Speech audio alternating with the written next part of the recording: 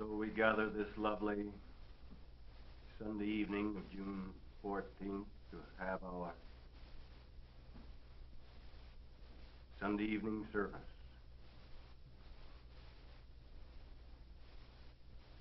Let us have a moment of devotion.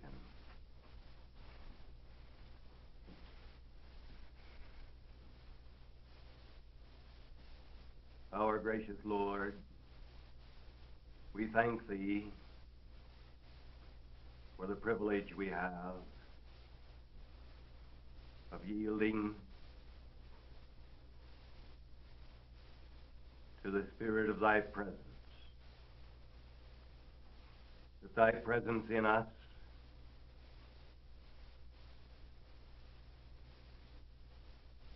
and with us may be made evident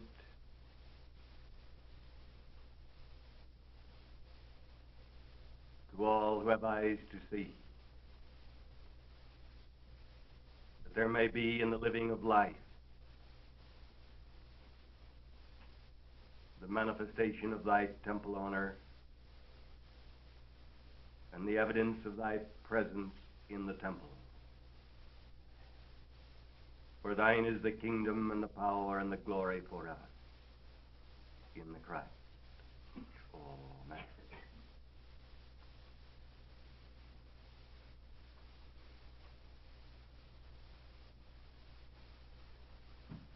This morning,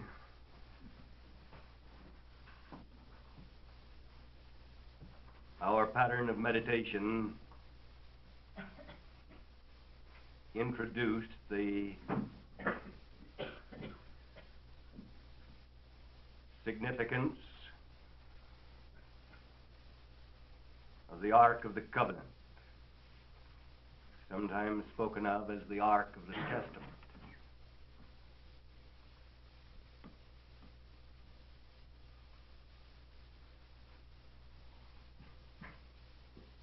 And tonight, as we begin our meditation, let us pause to examine something of the significance to be found in this particular pattern of portrayal as it comes to us from out of the past.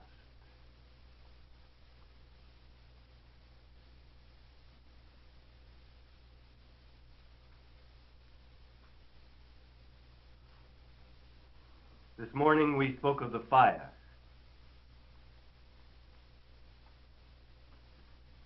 that appeared over the mercy seat between the cherubim.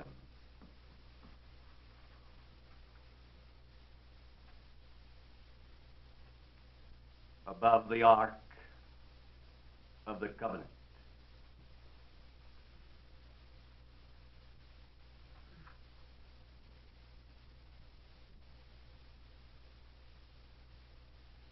This fire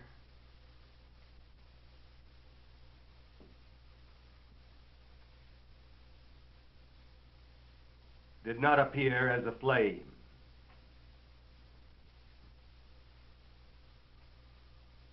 but more as a glowing ball of fire surrounded by what is spoken of as a cloud.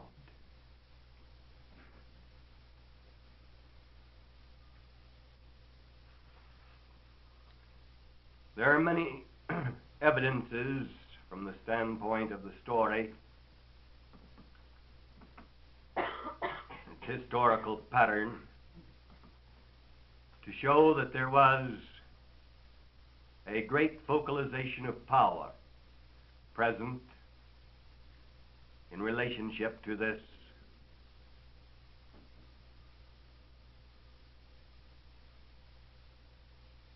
glowing ball of fire surrounded by the cloud between the cherubim on the Ark of the Covenant. There were those who came before the ark or touched it, who were not properly attuned vibrationally, who died as a result of their actions.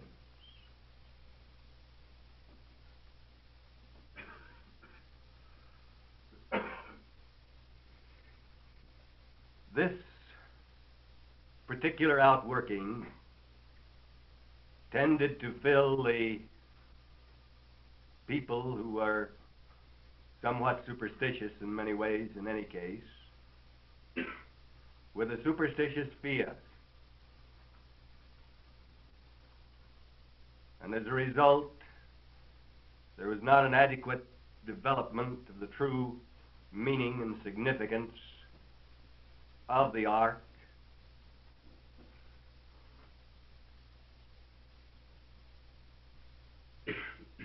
as a connecting link between man and God.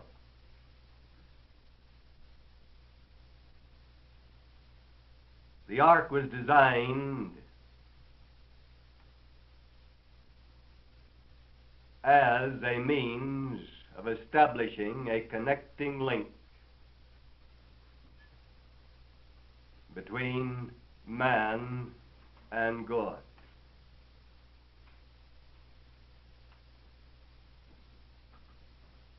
In the fullness of the divine pattern, we may say that such a connecting link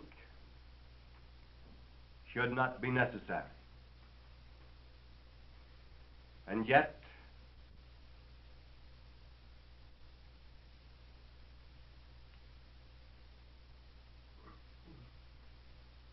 man has, since the dawn of history, utilized some particular object or place or building as having special significance in providing that connecting link. In history, we can find the report of many such instances, but the Ark of the Covenant in relationship to the tabernacle, and later the temple, or what is often called Solomon's temple, provides us with perhaps the most outstanding of such instances.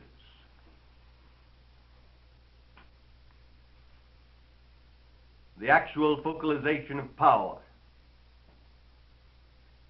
the cloud of glory.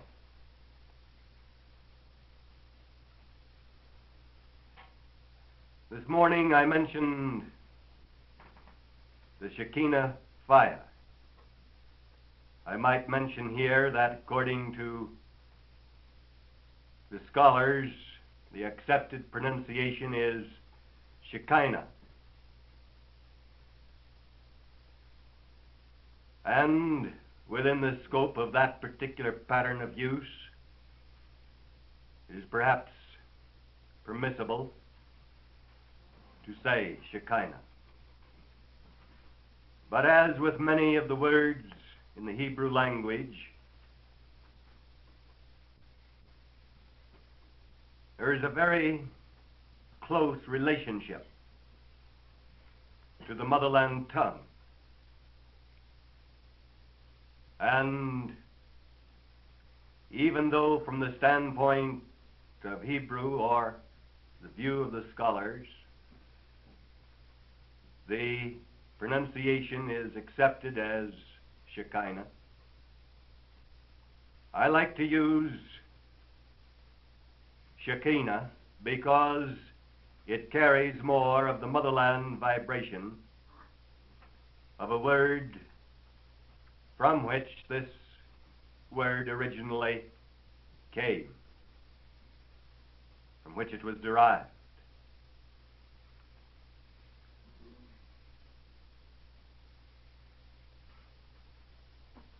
The Shekinah or Shekinah fire is something which we here today need to begin to understand.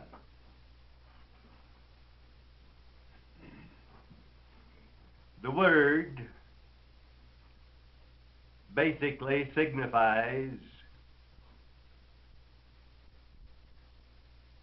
the presence of one who dwells, or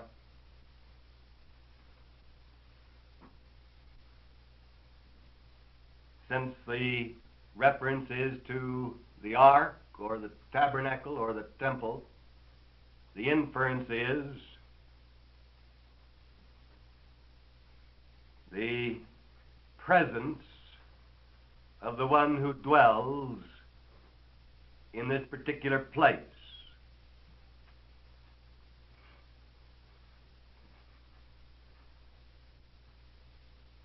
Many of the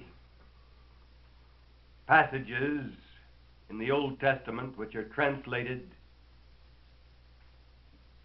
as containing the word glory, as of the glory of the Lord filled the temple and shone round about, is found in the original as Shekinah. The glory of the Lord, the cloud surrounding the Shekinah fire. And as we consider the glory of the Lord, we must recognize that that glory, whatever it is, however it may be perceived, is certainly evidence of the presence of God. But from the standpoint of the meaning of the term as it is used in the Hebrew, it is not to be taken as a name of God, although it was often substituted for the name of God. In the true patterns of heavenly magic, the name or names of God are not used lightly. And there are those names which are not supposed to be spoken audibly.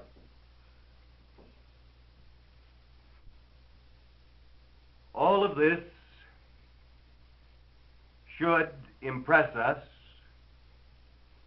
with the vital importance of correct function in relationship to that which signifies the presence of the one who dwells where? In heaven? Yes.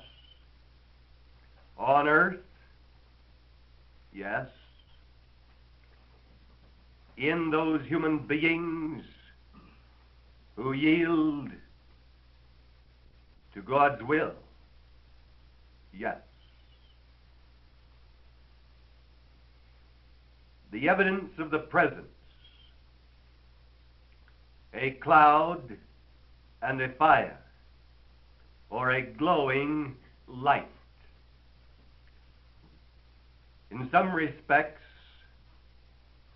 the centering of the cloud might be better described as a glowing light. But a glowing light indicates a source which is spoken of as fire, and fire is one of the four basic forces. That the manifestation of this particular focalization of force as it relates to deity always appears in relationship to a cloud or within a cloud.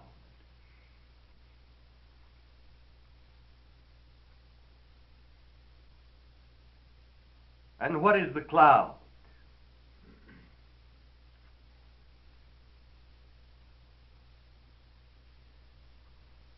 We have recognized that a shadow is the evidence of the presence of something. So likewise is the cloud in a spiritual sense. The cloud is the focalized essence of the substance of truth. The focalized essence of the substance of truth, which gives body to the fire.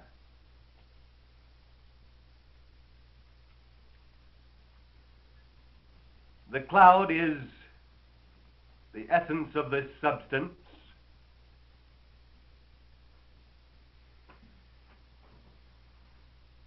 undifferentiated with respect to design, because man, with his physical vision, could not stand the spectacle, the majesty, the glory of the unveiled reality of deity.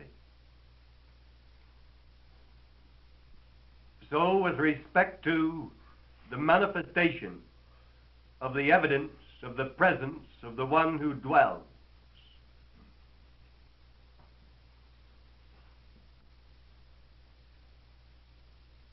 there is the projection of the essences of the Spirit of deity.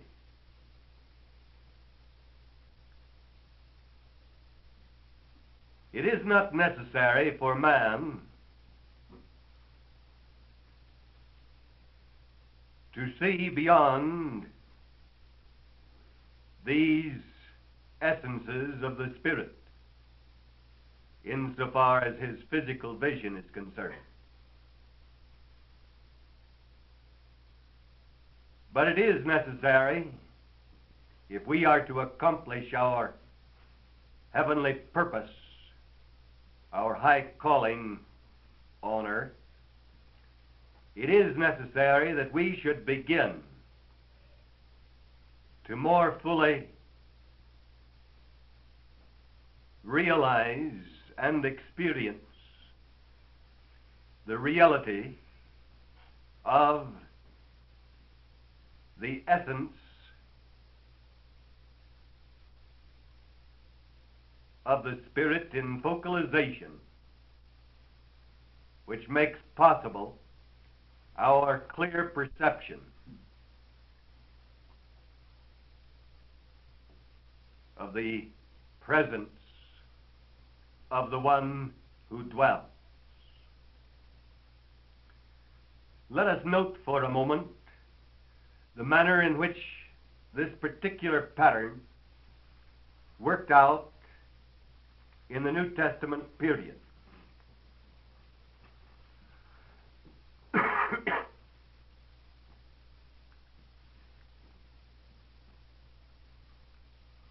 In one of our periods of meditation, we noted that the story of the day of Pentecost clearly signifies each of the four fundamental forces in the cycle of manifestation. And when the day of Pentecost was fully come, they were all with one accord in one place. And suddenly there came a sound from heaven as of a rushing mighty wind, and it filled the whole house where they were sitting. And there appeared unto them cloven tongues like as of fire, and it sat upon each of them.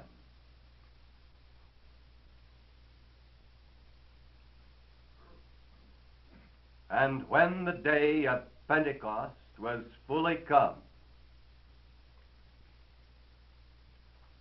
and why did it come? Because they were all with one accord in one place.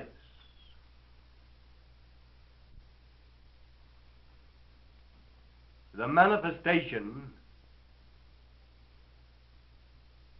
of the essence of the Spirit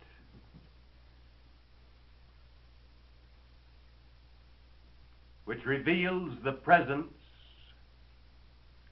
of the one who dwells eternally cannot appear where there is any discord, where there is any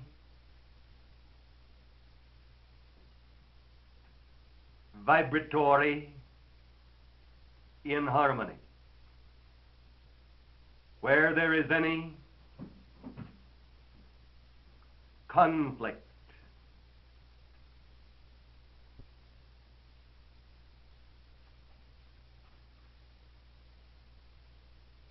Where there are patterns of opposition or distorted vibratory factors such as with fear. They were with one accord in one place. And we cannot overemphasize the vital importance of these few words. They were all with one accord in one place.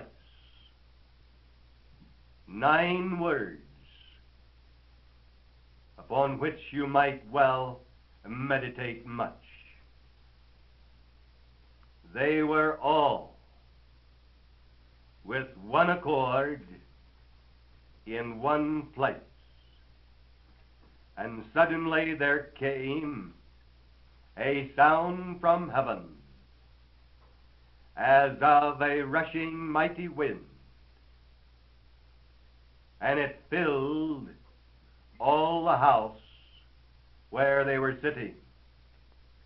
There we see the manifestation of the cloud, and within the cloud where they were sitting there appeared unto them cloven tongues like as of fire. But the statement clearly indicates that it was not fire as fire might be thought of in the ordinary sense.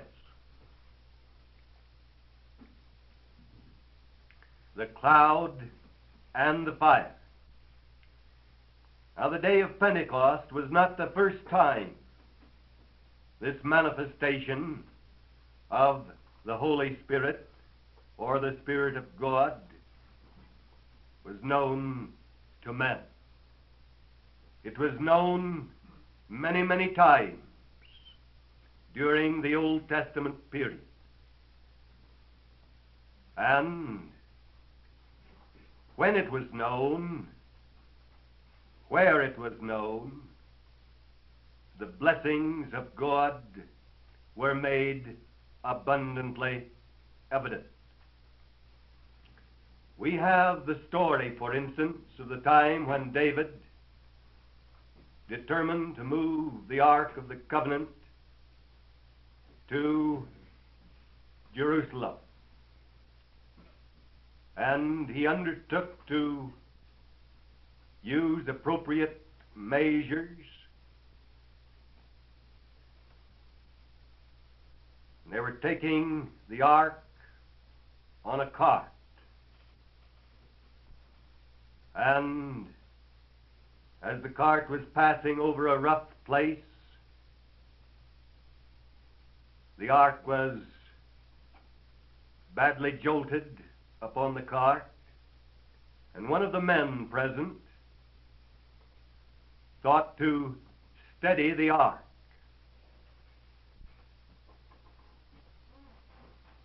To see if he could prevent any possibility of the cart overturning.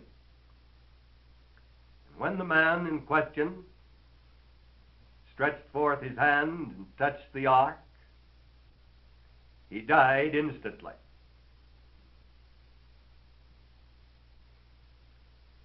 And David was much troubled, and so he arranged to leave the ark in the home of a man nearby. And David returned to Jerusalem. But it was reported to him after 3 months that the man in whose home the ark had been left had been very greatly blessed of the Lord. And so David determined to go and get the ark and bring it to Jerusalem, which he did. I mention this incident because the factors involved apply with great importance to the subject of our meditation. The blessings of the Lord were made manifest in the home of the man who had accepted the ark to care for it or protect it, to give it a resting place. He was greatly blessed. Wherever the Shekinah Fire is allowed to actually manifest and to be maintained in manifestation, the blessings of the Lord are abundant. If one attempts to so function that he may cause the manifestation of the Shekinah Fire in order to get such blessings, he will, of course, fail.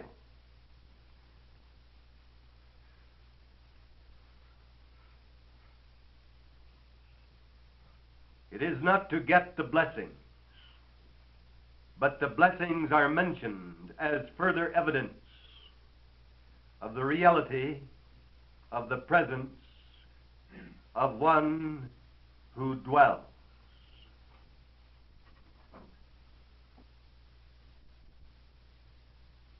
And we would allow the manifestation of the presence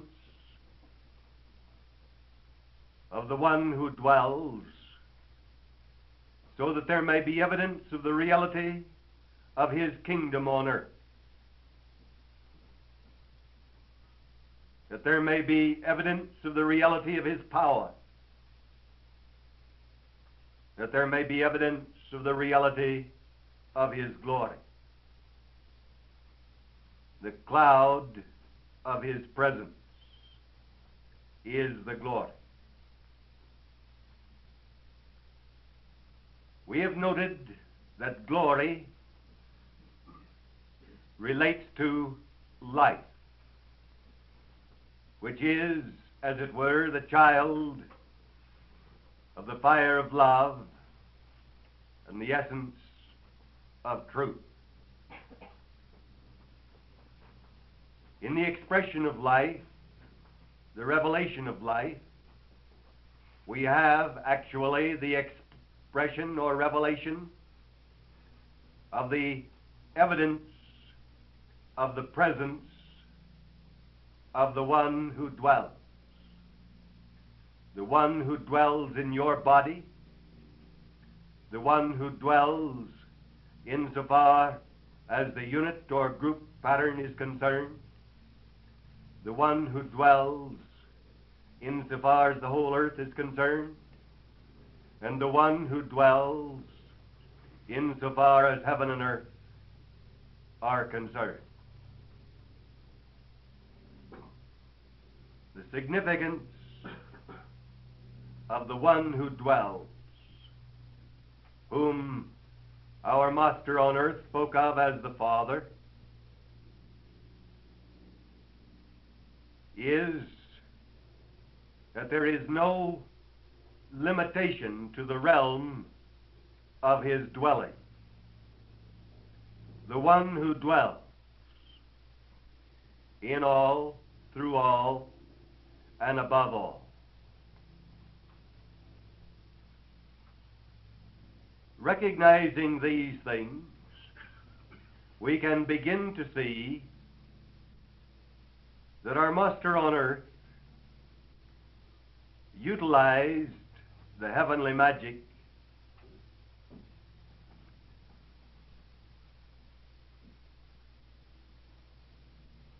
giving evidence of the presence of the one who dwells.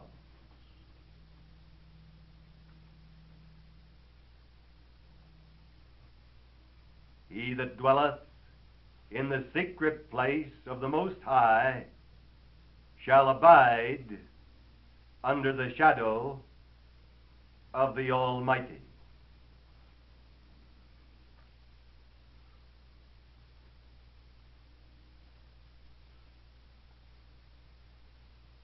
Let us consider for a moment the particular pattern or design which was utilized in relationship to the Ark of the Covenant. The two cherubim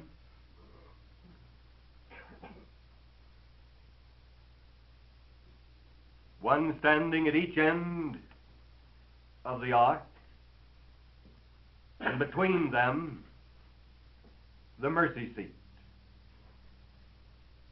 manifesting as the top of the Ark of the Covenant. Individually, we can readily recognize that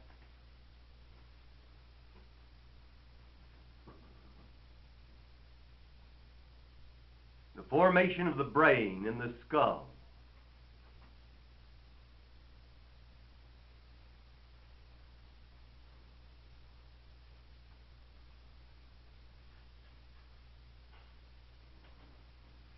is upon exactly the same pattern. And individually, we have that which is spoken of as the pineal gland,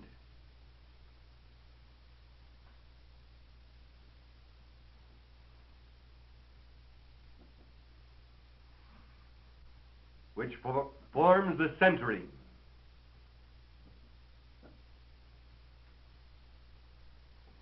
in the human body,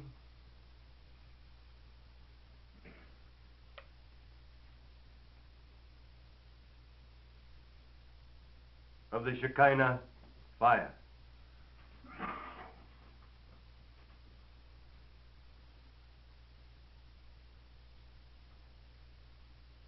The central place of light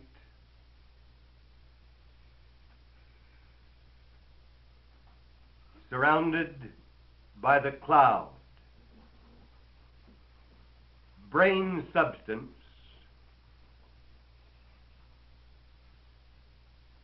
has in its physical appearance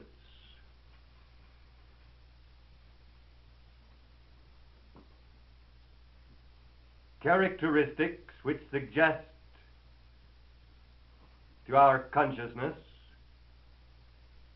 that it is more or less the condensed substance of the cloud.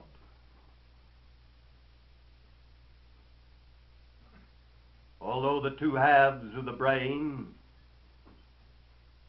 symbolize the cherubim or are symbolized by the cherubim, depending on the way you look at it. But brain substance has an appearance as if it were the condensed substance of the cloud.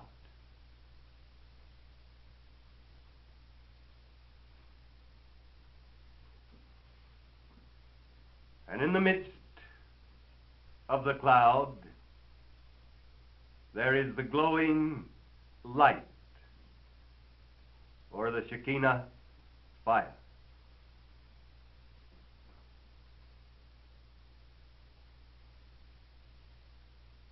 And to the degree that the body yields to the presence of the one who dwells, the reality of the manifestation of the fire and the cloud increases.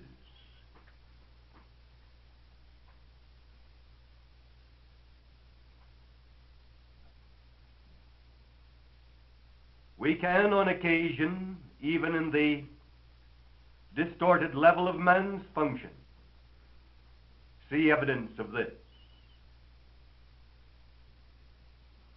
You've seen it perhaps in a young girl who, coming to the age of maturity, begins to know the reality of love, and her whole body and being begins to reveal the glowing of the light. And we say it is the light of love. It shows in her eyes, and it manifests as a glow of health in her whole body.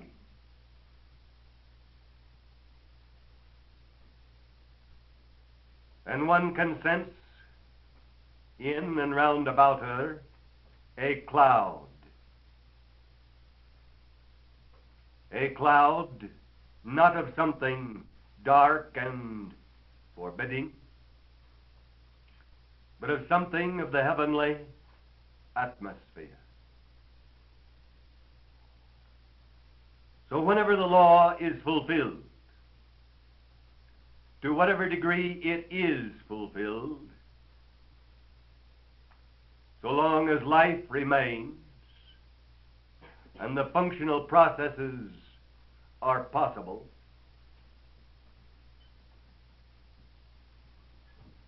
we have the evidence of the presence of the one who dwells.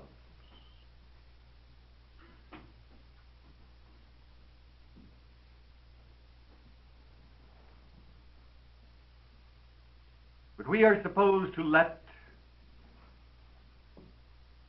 this evidence appear in relationship to the fullness of being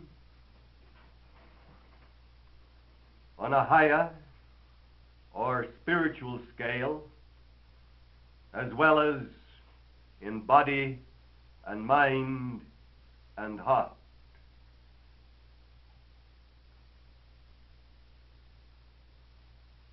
We begin to see then how the body itself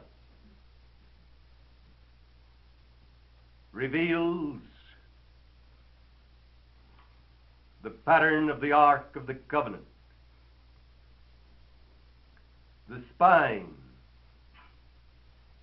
in the individual sense, is symbolized by Aaron's rod that budded. And there are many other patterns of application which we will not take time for at the moment. But we wish to emphasize the fact that the body of the man or the woman or of the child is supposed to be an ark of the covenant, an ark of the testament, a manifestation of the temple of the living God, a specific place that is supposed to be holy and sacred, within which no ill vibrational pattern may be found. For wherever there are stress patterns in the vibrational factor at any level, the evidence of the presence of the one who dwells is withdrawn. And only when the patterns of accord and true peace are again made evident can there begin to be the restoration of the manifestation of the evidence of the presence of one who dwells. This manifestation is something which must be allowed to grow. It is something which appears in a creative field and does not manifest in its fullness in the instant. When it begins to appear, when the glowing light is first seen, we have evidence that the presence has been there for a considerable period, that the creative field has been maintained, that there have been no adverse vibrational factors, no discords, no resentments, no critical attitudes, no conflicts, no fear. For where these things rule, we never see the beautiful glowing light or the cloud of glory revealing the evidence of the presence of the one who dwells.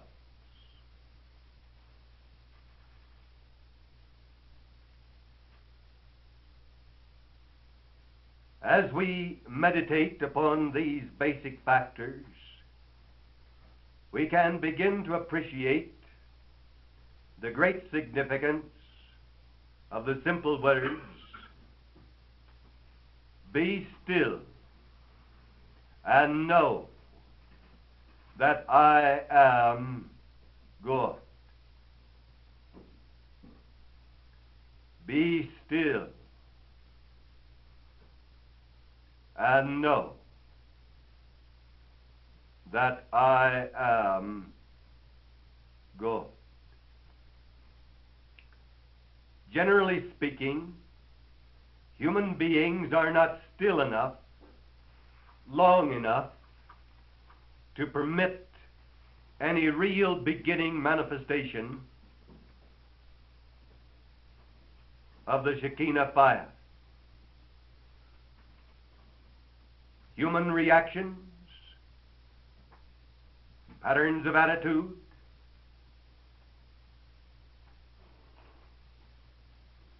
such as resentment,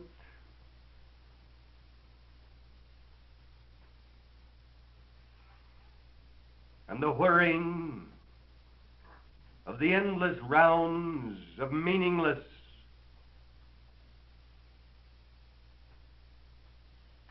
thought or so-called thought, maintain a condition which prevents the manifestation of the light that glows and the cloud that forms that in season the cloud may become still more dense, and the glowing light begins to appear as if it were a fire.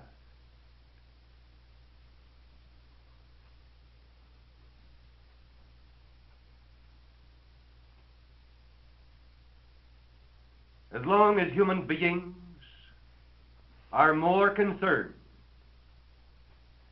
about the expression and manifestation of their own ideas and concepts and desires, their own patterns of thought and word and action, yea, and of feeling, than they are the manifestation of the evidence of the presence of the one who dwells, they will have their reward, the privilege of expressing that which they think,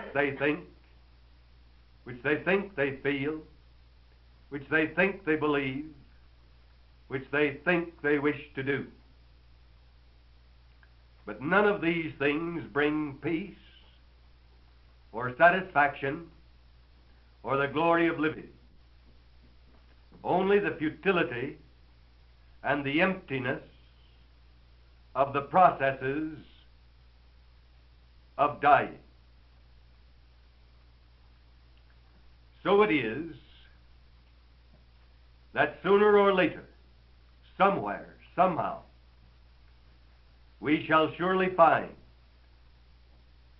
among you or among some people somewhere those who are willing, yea, eagerly willing, to be more concerned about the manifestation of the evidence of the presence of the one who dwells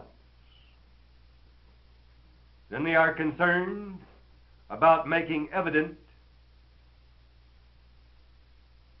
the expression of their own thoughts and feelings and words and deeds.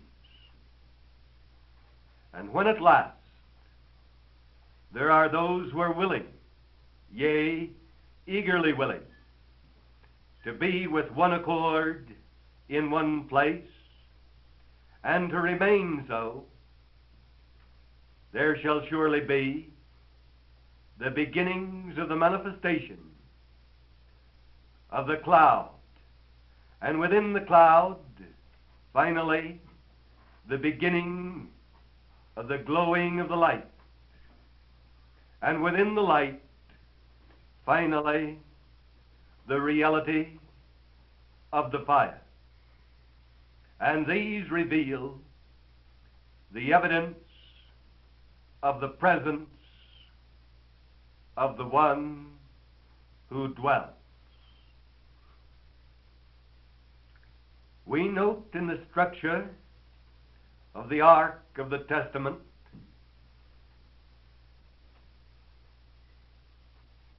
that there were two cherubim, one at each end of the ark, establishing the points of polarity in a creative field. And the appearance of the glowing light, or of the fire within the light that glows, was between these two poles in the creative field. When it shall be that human beings, yielding to the Spirit of God, shall reach a place where they begin to be in place as angels of God on earth, there begins to be established a pattern of polarity, the beginning of the manifestation of a creative field. And under the working of the law, there is the beginning of a glow, of the light that glows. between these two poles within the creative field. When human beings first begin to feel the glow of the light that glows, they imagine that they have attained to something great and wonderful. And they have, in the sense of the beginning of things. But generally they do not let it go beyond that point. For at once they begin, as Peter did, to want to use the glow and the power that they feel in the light that glows for their own purposes, for their own desires. And they may have a little power for a little time, but soon self-centeredness and misuse causes the glow to vanish and the light to disappear. And when the glow is gone and the light is no more, there is a coldness and a hardness and a darkness that tells of the tomb that is at hand. For it is not only the kingdom of the King of heaven and earth that is at hand. Likewise, there is the darkness of the tomb that is at hand.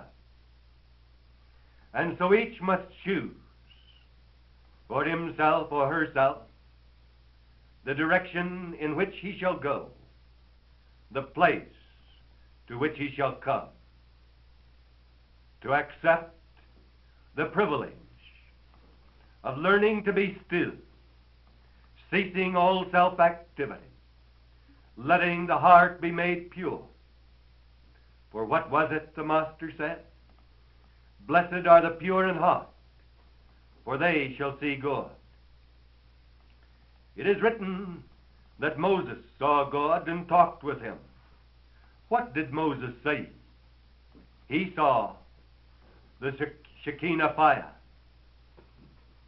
He saw the fire within the light that glows, and he was enfolded in the cloud that revealed the presence of the one who dwelt. So it was, and so shall it be for those who are willing to let it be so. Those who are willing to sacrifice the ox of their own stubborn mind and the lamb of their own patterns of life. Yea, and the doves of their own thoughts, that their hearts may be made pure, and that they may come at last to the place where all are with one accord in one place, the place of being still, the place where the human mind and heart are no longer concerned about expressing that which they think they are. For then the human being has but one concern, that he may share in the revelation on earth, the revelation of the manifestation of the presence of the one who dwells. So shall it be for those who truly respond, and for those who respond not, the joys and the wonders of the kingdom of heaven shall not be known. Or, if they be known, if they be touched upon and seen,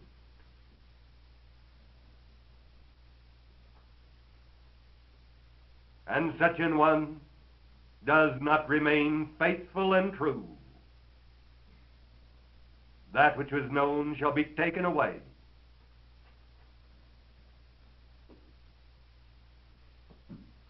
And such an one shall never know the kingdom of heaven that is at hand. Blessed are they who are willing to relinquish the meaninglessness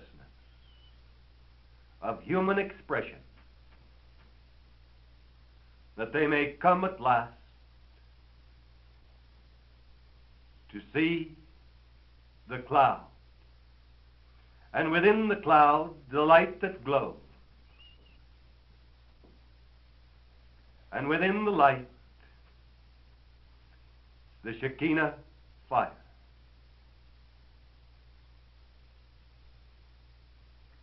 The evidence of the presence of the one who dwells.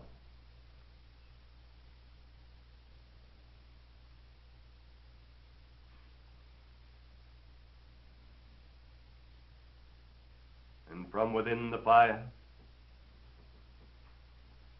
the Shekinah Fire, we hear the word, be still and know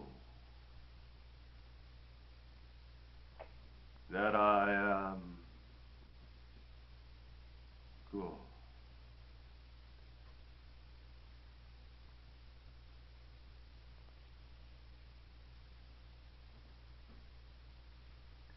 O Lord, I thank thee for those who now respond,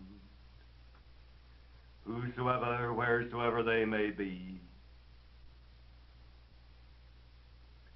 that they may be enfolded in the cloud and begin to see the light, the glowing of the light that glows, and yielding, they may come to know the fire of thy everlasting presence, that all who will, of every nation and kindred and tongue and people, may of a truth be drawn with the irresistible cords of thy love, to enter the gates of thy kingdom that is at hand, that they may be citizens of thy kingdom, now and forever, acknowledging with joy and with thanksgiving the truth, the enduring truth, that thine is the kingdom and the power and the glory forever.